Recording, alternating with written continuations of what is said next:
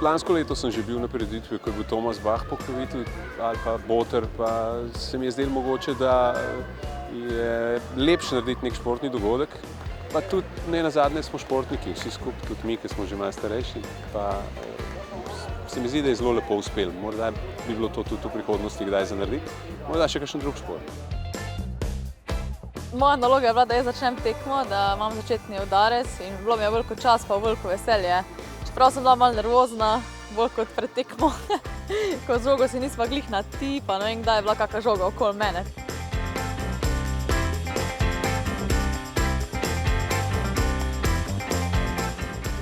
Lepo je pravzaprav, da je prišlo do srečanja športnikov in športnic iz različnih športnih panog in seveda v smislu tako humane, dobrodelne športne akcije in po drugi strani dokazuje to srečanje in ta dogodek, kako se lahko različne organizacije povezujejo med seboj in sinhrono privedejo do enega čudovitega rezultata.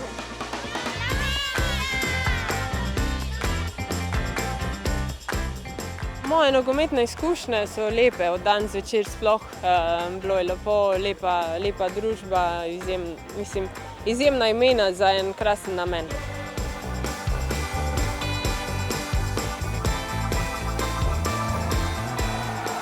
Super, res se ujemava, pa tudi je dobro, da so oba dva hitra, tako da to dosti je pomagalo pri obeh zadetkih.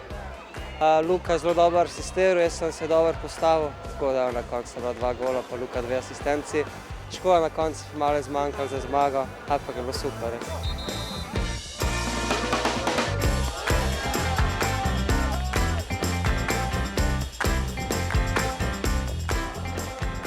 Na nek način mi je žal, da nima vsak mlad ali pa starejši človek možnosti se ukvarjati s športom in da je potrebno zbirati s humanitarnimi prispevki denar za socialno ogrožene športnike. In se moramo pač vsi potruditi, da pomagamo.